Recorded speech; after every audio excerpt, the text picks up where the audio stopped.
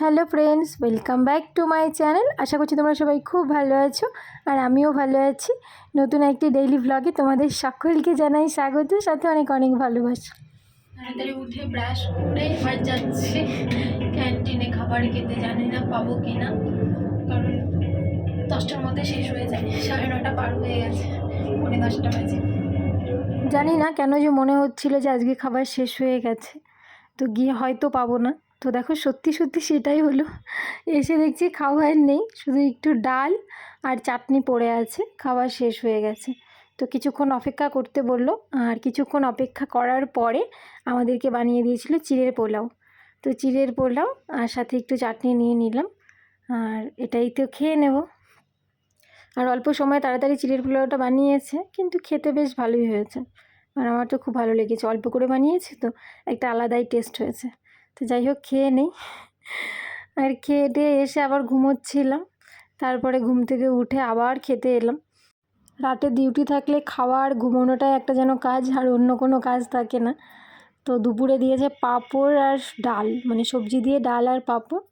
তো যাই অল্প করে ওটাই খেয়ে নিই, খেয়ে নিয়ে আবার ঘুমোবো। আর ঘুমিয়ে ঘুমিয়ে চোখ মুখ তো ফুলে গেছে, মাথায় তেল দিয়ে একটু ভালো করে ঘুমোচ্ছিলাম।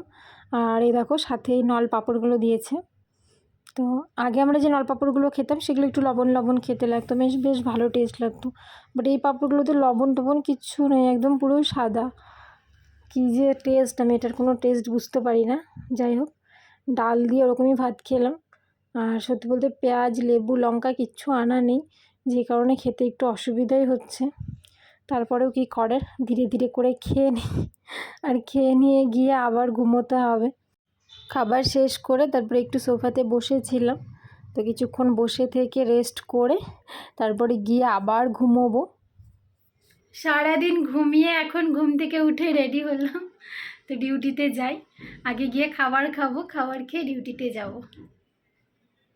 সারাদিন ঘুমিয়ে নিলাম, আর এবার সারা রাত জাগতে হবে।